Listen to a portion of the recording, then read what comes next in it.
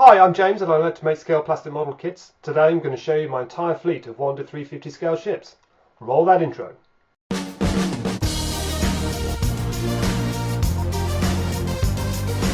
Right, so here before you have all 15 ships of my 1 to 350 scale fleet. I'm really pleased with them all.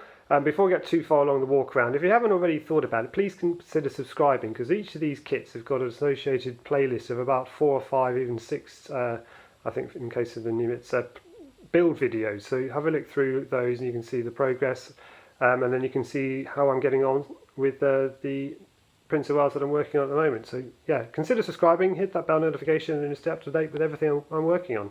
So let's get cracking. So first up, this is the very first kit in 1 to 350 scale I ever built. This is the infamous Second War battleship Bismarck.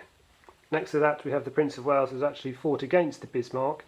Got this kit at Modelcraft a couple of months ago, so started working on that, coming along really well, using a bit of photo etch spares. Next to that we have the RMS Titanic. You can see just how big a ship this really was. I got this kit on eBay for about £12, I think it was, a couple of years ago. It's not quite finished, there's a few little bits and bobs here and there to do, but it's pretty damn impressive. Next to that we have the Revell Platinum Edition of the USS New Jersey, which came with a wooden veneer deck, brass barrels, tons and tons and tons and tons, literally tons of photo etch.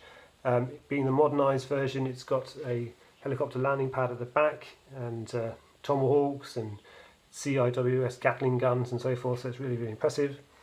Next to that is the USS Nimitz that I'm working on. This one, it's a good playlist to follow if you haven't already seen it. Taking a bit of a break, but it includes a scratch built hangar deck, so there's lots going on underneath that. I won't spoil it for you now. Then over here we have the very first aircraft carrier I built. So this was the second 1 to 350 scale kit, the USS Enterprise, a monster of a kit, absolute monster by Tamiya. It's got about 40 odd different aircraft on it. Really pleased with this. Still probably my favourite out of all of them. Walk around the table. Next to that we have the HMS Illustrious, which I decided to build as a waterline version. At the time the photo etch set seemed to be disappeared off the face of the earth, so I had to improvise a little bit, but it still came out really well. It's about 5 coats of gloss varnish to make up the water, but really pleased with how that's turned out. Next up we have the USS New York Amphibious Landing Dock. So this is a great kit again. This is the Revell Platinum Edition, comes with photo etch and brass, and it's really interesting design, not just because it's got parts of the World Trade Center in the bow, but also it's got all these tons of helicopters and Ospreys and attack craft and so on and so forth. And a little surprise around the back is a LCAC with tanks, or in English, a hovercraft. So that's really cool. You can see that in the well deck.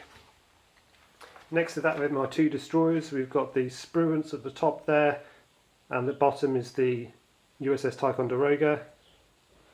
Really pleased with the way these came out. They're not too complicated kits, they're a little bit messy in terms of some of the parts don't always fit together very well, but a bit of TLC, filler, sanding, repeat, you can get an awesome kit.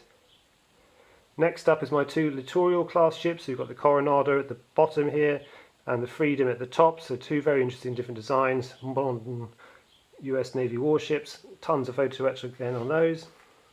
My Soul submarine, so this is a Los Angeles class attack submarine. Decided to, I say paint, it's only got a small little decal here of the USS Los Angeles, but I really like the film Hunt for Red October, so I thought I'd make it as that version.